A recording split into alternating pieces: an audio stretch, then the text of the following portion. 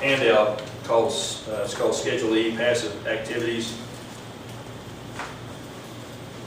Back to my deal about the rents versus wages.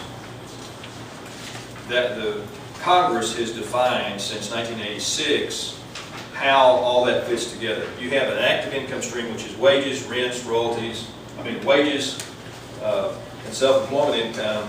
Then you have passive activities, which are rents, royalties, and then you have portfolio income, which is interest, dividends, etc. And since 1986, there's basically a rule or law that says if you have a passive activity, rental real estate is a passive activity by definition, and it creates a loss. In other words, you have rental income, you have rental direct expenses, and then you have depreciation on that property, and that results in a loss. There are rules saying that you may be limited in offsetting this active form of income, wages, pensions, self-employment income, and using the loss from this passive activity to offset that, called the passive activity rules. And I have some clients upset from year to year when they have this rental property and it creates a pretty big loss because they had a lot of repairs on it or whatever reason it was, and they're sitting over here with a lot of wages, and they say, well, I lost this money over here, and I say, I'm sorry, under passive activity rules, you're limited on how much you can offset active income with. And probably if you've been in the real estate business very long, you run into the passive activity laws or rules. So I've given you also some handouts from the Internal Revenue Service, and it's called the it's near the back, and it's the audit guide that an IRS auditor would come if you were involved in real estate and you got audited. This is the guideline that they would use to query you. In other words, ask you questions and establish your situation. And it talks, it's very fine print. I'm sorry about that. That's just the way to print it off on the computer. But it's some really good information. Hopefully you'll never have to use it, but you will know what they're looking for. And it will also inform you on how you should perform your tax reporting responsibilities.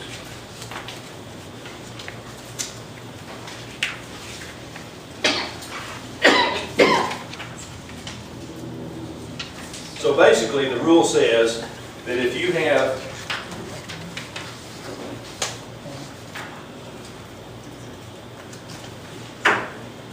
let's say you have wages of X, and then you have rents, and you have A, B, C, and D.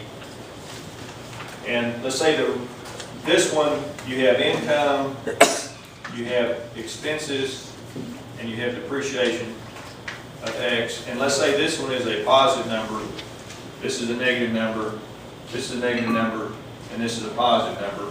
And when you net these, the net of these, that is your passive activity.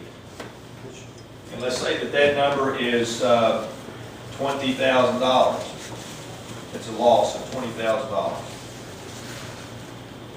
And over here, you have modified adjusted gross income of $95,000.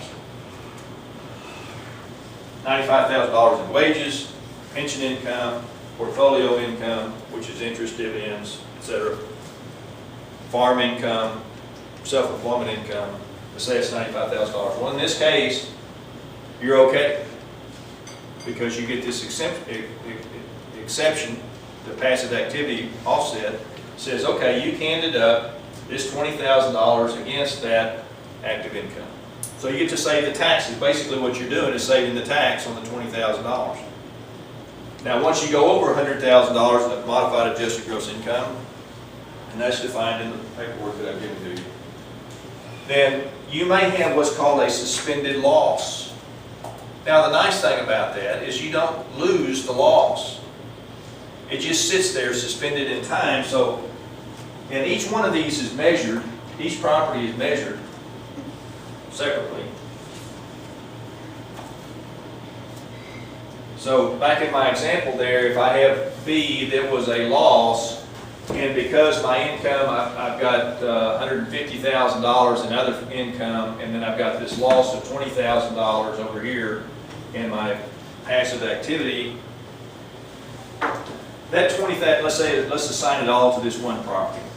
It was a bad year for this property. That loss, in essence, adds to your basis.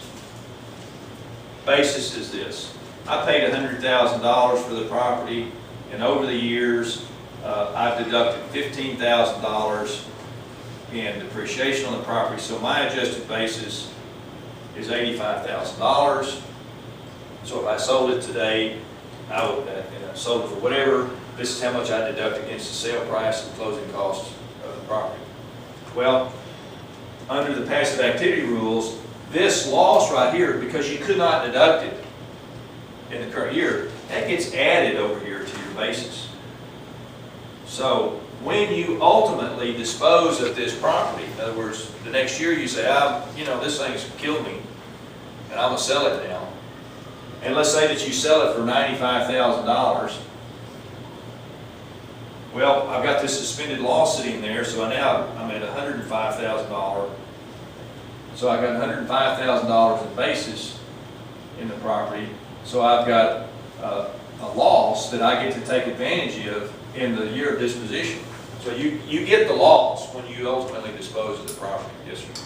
Is that the same $20,000 that you used against your $90,000 active income?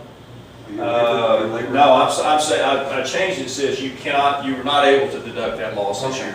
Okay. No, it's not the same. You can either deduct it in the current year or it becomes suspended. You don't get both. Okay, good.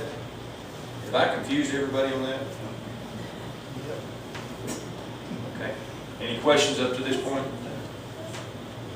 I don't want to run over anybody as far as if I probably can't spend the amount of time to completely inform you. What I want you to come out of this with is just enough questions. And say, I've really got a question about this passive activity. Do I have an issue with that? And then you can go to your professional and say, I kind of heard this word called passive activity. We got any problem with that? Do I have suspended losses? So that you can act intelligently and get the kind of, you can develop your own questions and ask your professional about that so that you get satisfaction on how. It's very difficult for me as a tax professional to help you much if it's after the fact. I get your information,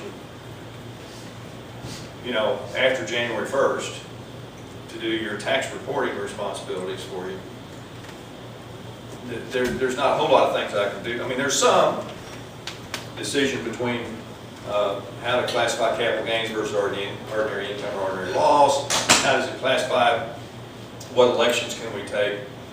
But tax planning is where you really can save the tax expense. Again, if you consider taxation as just a form of business expense, which that's what I consider it to be, you want to keep that low. Well, to keep it as low as possible, you want to plan so that before the period ends, usually December, you've made the decisions, you've taken the action so that you achieve the various types of tax strategies that you want to achieve. If you try to do it after January 1st, it's very, very difficult. 99.99999% of all individuals are cash basis. In other words, you report